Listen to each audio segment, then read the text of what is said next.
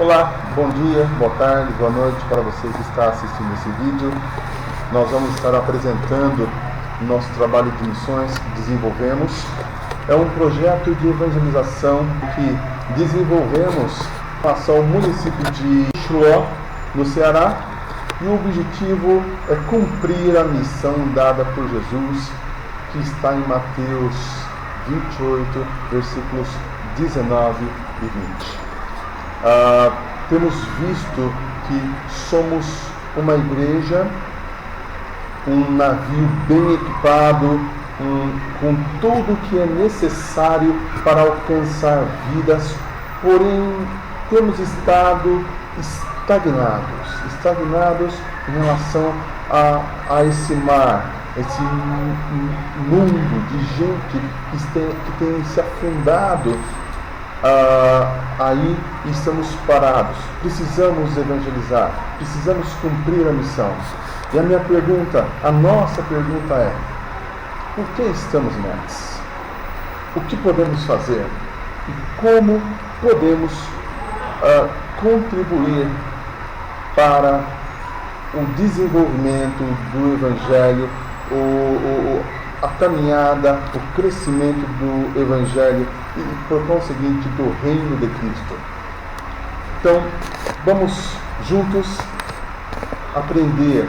A etnia escolhida pelo nosso grupo foram os sertanejos, os habitantes do sertão nordestino do Brasil, a região mais árida do nosso país. Quixelô é um município do estado do Ceará. O nome tem origem indígena, em referência à tribo que habitava a região, os Quixelôs. Situado no Alto Jaguaribe, região centro-sul do estado do Ceará, com uma extensão territorial de aproximadamente 560 mil km², Quixelô limita-se a norte com Solonópolis, ao sul com Iguatu, a leste com Acopiara e a oeste com Oroz e Jaguaribe. Uma região de planície, banhada pelo açude Oroz e pelos rios Faé, Antonico, Cunhã-Poti, Madeira Cortada e Riacho do Meio.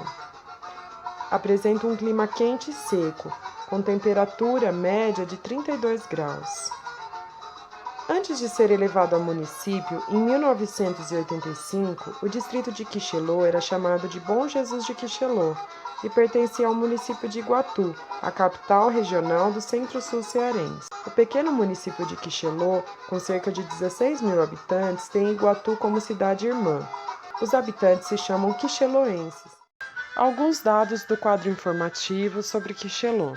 Segundo o IBGE, o Instituto Brasileiro de Geografia e Estatística, a população de Quixelô em 2010 era de aproximadamente 15 mil habitantes, e a população estimada para 2015 era de 14.949 habitantes.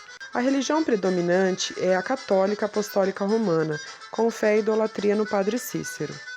A população cristã católica é de 12.939 habitantes, já a evangélica é de 996 habitantes. Quixelô é um município aberto ao evangelho e possui algumas igrejas evangélicas, porém poucas. No local de realização do projeto, o sítio Bandeira 1 e 2 e o bairro Lago Fundo, existem aproximadamente 60 famílias, por volta de 240 pessoas, e estas ainda não evangelizadas. A paz do Senhor Jesus Cristo, professor Fernando e a todos os alunos desse seminário. Eu vou falar do projeto missionário, os motivos da escolha deste povo, desta etnia. O motivo é um vínculo familiar. Há 3 anos atrás, eu com 43 anos de idade, à procura de familiares paternos, eu encontrei na região do Bandeira 1, Bandeira 2, próximo ao açude Juscelino Kubitschek, hoje mais conhecido como açude de Oroz, no município de Quixelô.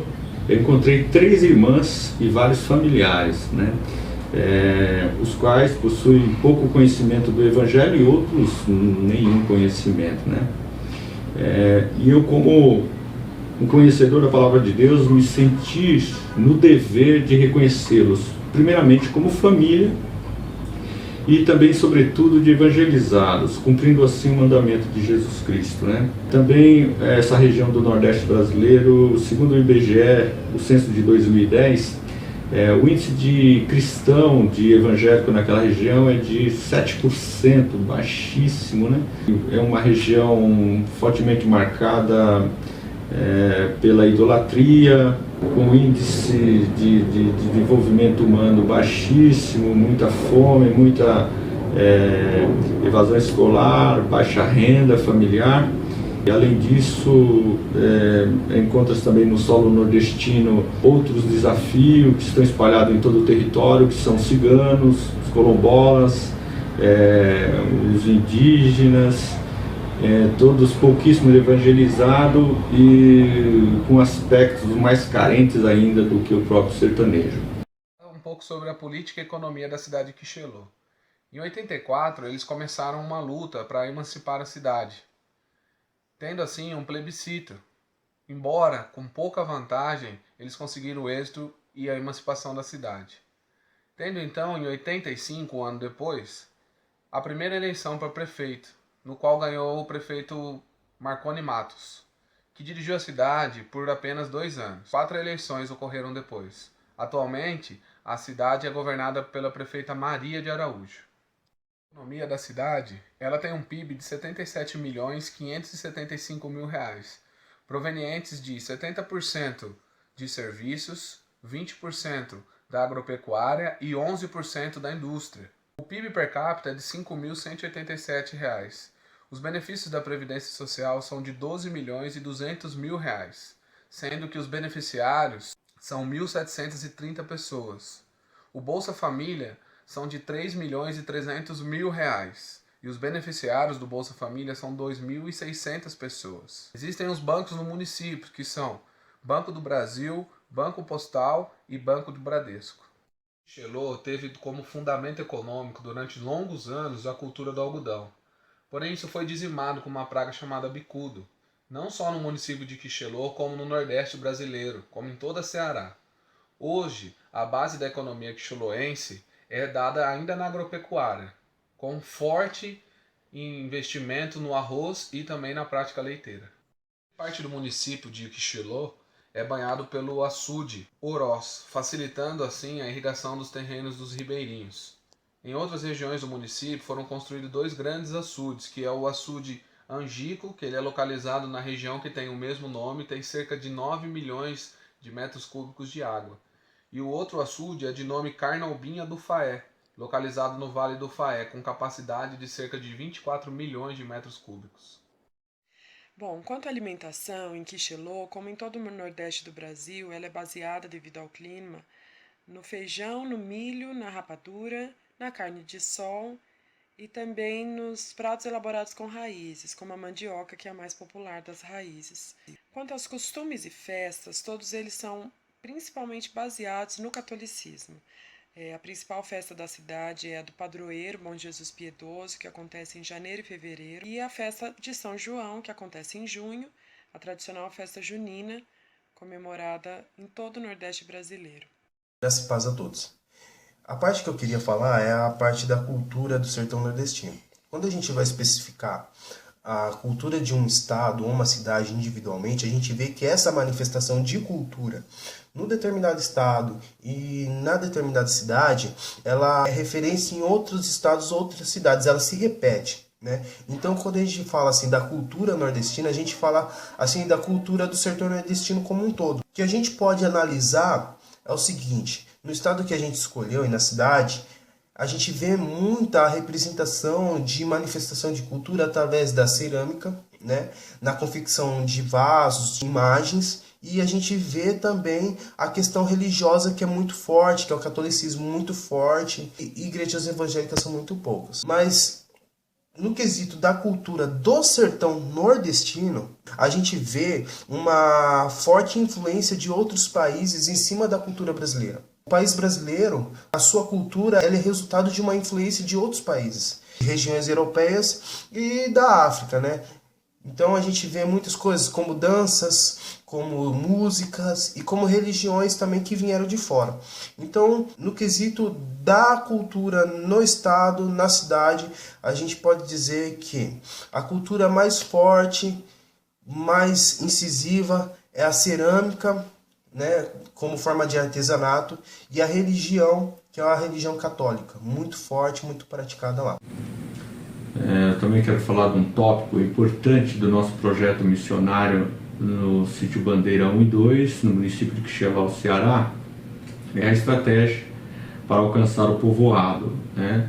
A nossa estratégia é tangíveis, todos os itens, está em execução, é contato telefônico diário, via WhatsApp estamos enviando louvores, e projeto importante desde 9 deste mês de maio e termina no mês de agosto, dia 14, enviando 3 capítulos da Bíblia por dia em áudio para as pessoas que até não têm condições de ler. Estamos desenvolvendo panfletos para evangelização. A nossa viagem está prevista para o mês 7, final de julho. Vamos fazer evangelização de rua através da entrega desses panfletos. Evangelização domiciliar, um culto, inclusive uma das minhas irmãs já deu sinal verde, ok. Vamos fazer um culto em praça pública ou no próprio sítio Bandeira. Vamos fazer uma escola bíblica, né, desenvolver aí algo lúdico para as crianças. Estamos levando também uma ajuda humanitária, já temos aí arrecadado mais de 1000 itens, entre roupas, sapatos e produtos de higiene pessoal. A nossa meta é atingir pelo menos 50% das pessoas do sítio Bandeira 1 e 2 e Lago Fundo. Estamos pedindo a Deus que pelo menos uma pessoa se entregue ao Senhor. E isso é tangível também. Eu tenho uma irmã que está muito animada e pode, né, acontecer até um batismo na nossa viagem. Quero deixar só um detalhe aqui, sobre o missionário Hudson Taylor, o inglês que esteve na China por volta de 1860, e ele usava uma palavra nas suas orações: que eu esteja na vontade do Senhor. E eu uso essa palavra, que nós estejamos na vontade do Senhor. E antes de tudo, estamos orando em oração para que o Senhor nos conceda esta bênção. Gostaríamos de concluir esse trabalho lendo alguns dados do IBGE em relação ao sertão nordestino, a situação do Evangelho nessa região, a necessidade dos municípios do sertão e a mudança, e como podemos fazer com que haja mudança desse quadro no sertão. Segundo dados do último censo realizado pelo Instituto Brasileiro de Geografia e Estatística, mais de 50 milhões de pessoas no Brasil se denominam evangélicos, o que corresponde a cerca de 25% da população.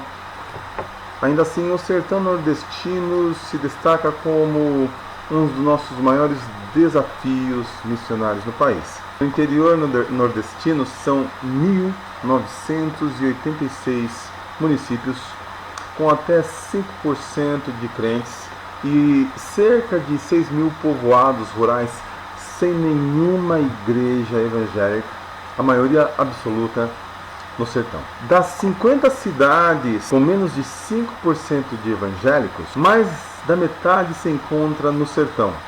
Atualmente, o semiárido abriga mais de 25 milhões de pessoas distribuídas em 1.133 cidades. Uma necessidade comum entre todos os municípios do sertão, facilmente identificada quando se viaja conhecendo a realidade do semiárido brasileiro, é a falta de obreiros e líderes locais treinados. O resultado disso é a carência de discipulado e a falta de consolidação das igrejas, levando a um problema ainda maior: a ausência do Evangelho de Cristo em milhares de vilarejos. E com isso, o quadro só será transformado através da entrega, disposição e esforço e muito amor.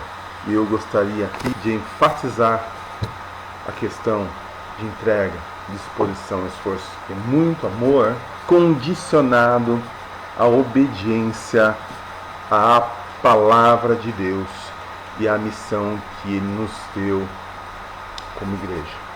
Que possamos abrir os nossos olhos, os nossos ouvidos, entender de forma mais clara a vontade do Senhor, e a nossa oração é que Deus opere através do seu Espírito Santo em nossos corações, para que façamos aquilo que Ele nos enviou, nos orientou, alcançar vidas para que haja salvação.